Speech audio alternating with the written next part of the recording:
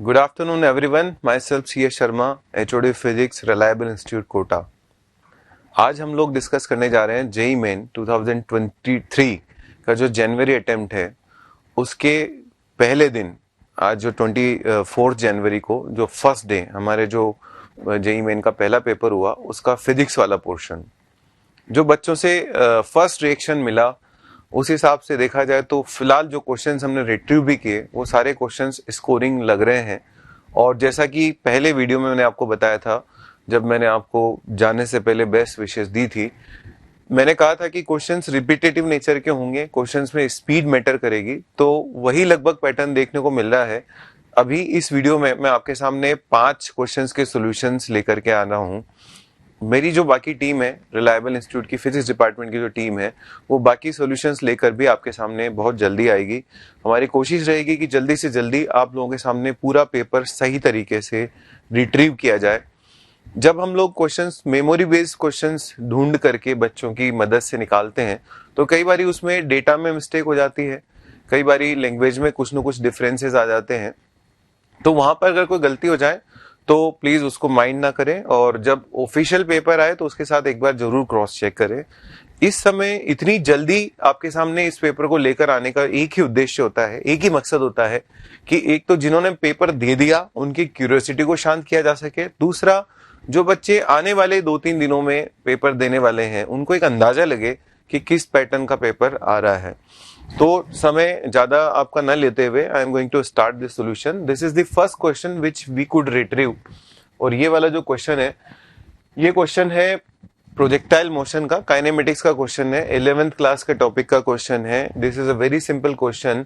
You are given a velocity जिसमें आपसे बोला गया है कि मैक्सिमम हाइट जो है वो 136 मीटर है। आप जानते हैं मैक्सिमम हाइट कब आती है? जब आप किसी पार्टिकल को ऊपर प्रोजेक्ट करते हो। मैक्सिमम हाइट का फॉर्मूला होता है you square sine square 90 divide by 2g, which is given to you. It is 136 meters.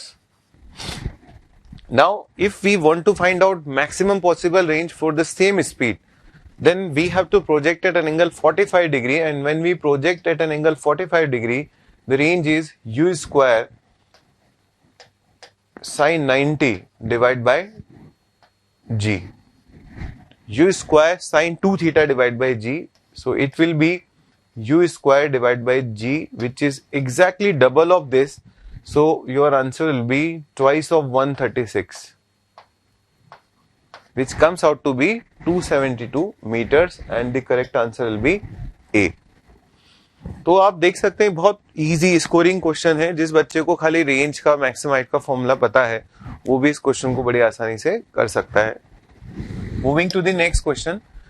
The kinetic energy of a particle is 1000 joules. ये वर्क पावर एनर्जी चैप्टर का question है और ये भी बहुत आसान क्वेश्चन है, इजी कैटेगरी का क्वेश्चन है। It is given that kinetic energy is 1000 joules. Kinetic energy होती है p square divided by 2m।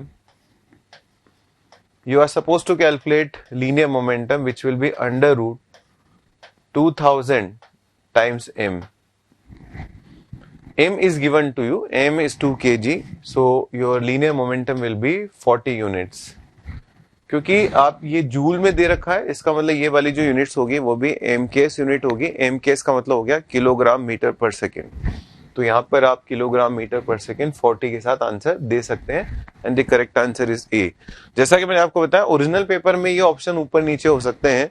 हो सकता है ये क्वेश्चन जो है इंटीजर हो सकता है कि हमसे गलती हो गई हो, हमने इसको सिंगल करेक्ट मान के कर दिया। जैसा हमको बच्चों ने बताया हमने क्वेश्चन फ्रेम किया, लेकिन आप ये बात आप समझ सकते हैं कि क्वेश्चन आया जरूर था, चाहे इसका फॉर्मेट कोई भी हो। Now moving to the third question which is from SHM chapter, और ये क्वेश्चन भी आसान ही है। ये SHM चैप्टर का एक क्वेश्चन है जिसके अंदर आपको पैरेलल कॉम्बिनेशन ऑफ स्प्रिंग का इस्तेमाल करने को मिलेगा। When you will displace this body by x, the restoring force on the body will be equal to k times x plus k times x. Both the springs are same, so you can say that F restoring is 2 times k into x. So k equivalent will be equal to 2k, so time period, or if you want to calculate omega, time period you want to calculate, so time period will be 2 pi under root m divided by 2k. K is given to you, it is 20, so I'll replace the value of k here, which is 20. There will be 40 in denominator, और ये जब 2 अंदर जाएगा तो ये 4 बन जाएगा. Mass is also given to you, it is 2. तो आपका फाइनल आंसर आएगा pi divide by root 5. Question की लैंग्वेज देख करके लग रहा है ये इंटीजर में पूछा गया होगा, और उस इंटीजर के हिसाब से ये जो अंदर ये वैल्यू है अंडर रूट एक्स, उसके अंदर एक्स की वैल्यू आ जाएगी 5. So this was my third question. आप देख सकते हैं हार्डली 3 मिनट लगेंगे अगर इन 3 क्वेश्चंस को हमको करना हो तो. Now moving to fourth question. ये थोड़ा सा लंबा क्वेश्चन है क्योंकि आपको न्यूटन्स लॉ लगाना पड़ेगा और उसमें आपसे टेंशन पूछी जा रही है, बट डिफिकल्ट नहीं है. तो देखो ये वाला जो बॉडी है, आप ये एनएलएम का क्वेश्चन है. पहली बात तो क्वेश्चंस को मैं मॉडरेट कैटेगरी में रखूंगा, बिकॉज आपको या तो सिस्टम के अप्रोच से आप एक्सेलेरेशन निकाल के टेंशन निकालेंगे, या फिर आपको 2 न्यूटन्स लॉ लगाना पड़ेगा. तो मैं पहले एक सिंपल अप्रोच से बता रहा हूं. इस तरफ फोर्स लगने वाला है, इस तरफ फोर्स लगने वाला है 4 टाइम्स जी,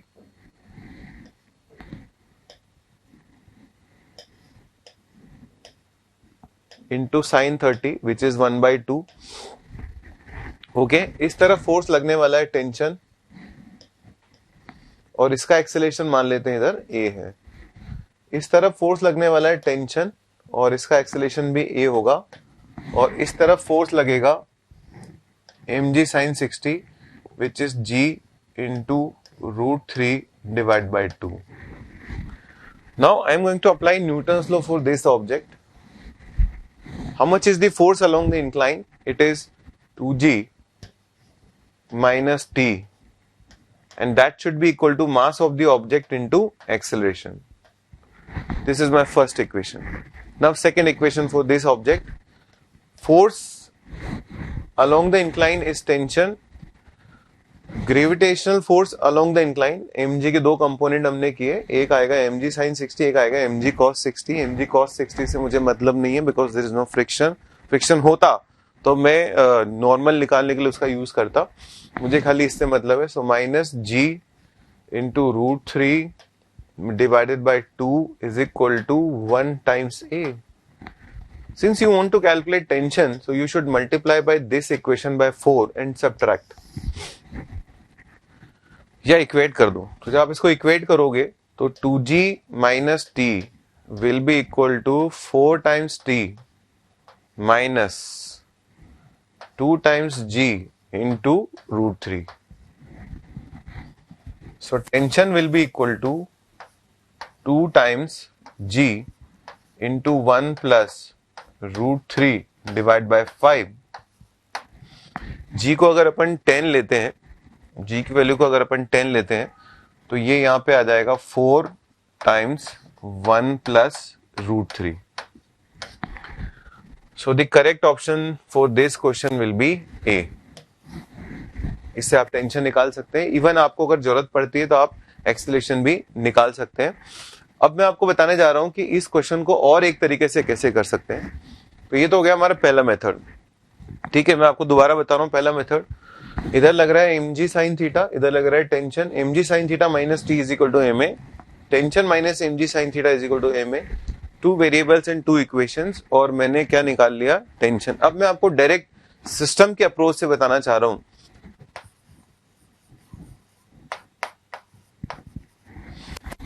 सिस्टम वाले केस में हम लोग एक काम कर सकते हैं, along the incline net force लिख सकते हैं इसके ऊपर, and the along the incline net force will be 4 into g into 1/2 minus 1 into g into root 3/2. एक बार चेक करते हैं क्या है. तो इसका mg sin थीटा माइनस इसका mg sin थीटा, दोनों का जो डिफरेंस है वो डिफरेंस इस पूरे सिस्टम को एक्सेलरेट कर रहा है. Divide by 5 is equal to acceleration. मैंने पूरे सिस्टम के ऊपर न्यूटन्स लॉ लगाया, और जो एक्सटर्नल फोर्सेस के अलोंग द स्ट्रिंग कंपोनेंट्स थे वो लिख दिए. Along the string 4g sin 30 and 1g sin 60, इन दोनों का जो डिफरेंस है वो एक्सेलरेट करा रहा है. एक बार अगर मैंने एक्सेलरेशन निकाल लिया तो मैं किसी भी एक ऑब्जेक्ट पे न्यूटन लॉ लगा सकता हूँ, t minus 1g multiply by √3/2 is equal to 1 times a. So if you have calculated acceleration, you can apply Newton's law on any of the object. तो एक ऑब्जेक्ट पे मैंने न्यूटन लॉ लगाया और t minus mg sin theta बराबर a में करके सीधा मैंने टेंशन निकाल लिया। तो ये था हमारा चौथा question. Now moving to question number 5 जो कि रिजिड बॉडी डायनेमिक्स का है, और आप देख सकते हैं कि इसके अंदर भी बहुत सिंपल सा कॉन्सेप्ट लग रहा है रेडियस ऑफ गायरेशन का। आपको इस एक्सिस के अबाउट मोमेंट ऑफ इनर्शिया निकालना है और उसका कंपैरिजन करना है mk² से where k is radius of gyration. How to calculate moment of inertia about this axis? तो पहले अपनी एक्सिस के अबाउट निकाल लो, कितना मोमेंट ऑफ इनर्शिया होगा 2/5 mr²। फिर उसमें यहां से लेकर यहां तक का डिस्टेंस का स्क्वायर इंटू मास जोड़ दो which is m into 4 times r² and that should be equal to m times k²। m से सभी जगह के m कैंसिल हो जाएंगे, you will get k² is equal to 22 divide by 5 into r²। हमें इस फॉर्मेट में लेकर के आना है और हमारा जो k का वैल्यू होगा that will be square root of 22 divide by 5 times r। इससे कंपेयर करते हैं इसको। So this is under root x into r divide by 5। r से बच्चों r कैंसिल हो जाएगा, ठीक है। और ऐसा लग रहा है कि मैं इसको अंडर रूट x बाय 25 कर देता हूं। ये 5 जो है ना इसको अंदर ले लेता हूं अंडर रूट के, so it will be 25 and when I will solve it I will get x is equal to 110। तो अगर यही डेटा है और हमने अगर उसको स्टूडेंट ने इसको में सही रिपोर्ट किया है तो इसका करेक्ट आंसर आएगा 110। आप देख सकते हैं आरबीडी का क्वेश्चन जेईई मेन के पहले पेपर में आया है, लेकिन वो क्वेश्चन इतना आसान है कि उसको कोई भी बच्चा जिसको मोमेंट ऑफ इनर्शिया की जानकारी है, जिसको पैरेलल एक्सिस थ्योरम लगाना आता है, जिसको आरओजी की जानकारी वो बड़े आराम से कर सकता है। तो ओवरऑल अभी तक का जो सिनेरियो मुझे दिख रहा है वो ये है कि क्वेश्चन पेपर बहुत इजी, मतलब कह सकते हो स्कोरिंग नेचर के आ रहे हैं और रिपीटेटिव टाइप के क्वेश्चंस हैं।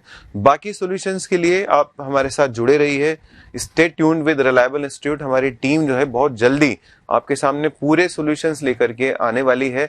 बाकी के वीडियोस भी आपको बहुत जल्दी मिलने वाले हैं। उसके अलावा आप पीडीएफ सॉल्यूशन डाउनलोड कर सकते हैं थोड़ी देर बाद।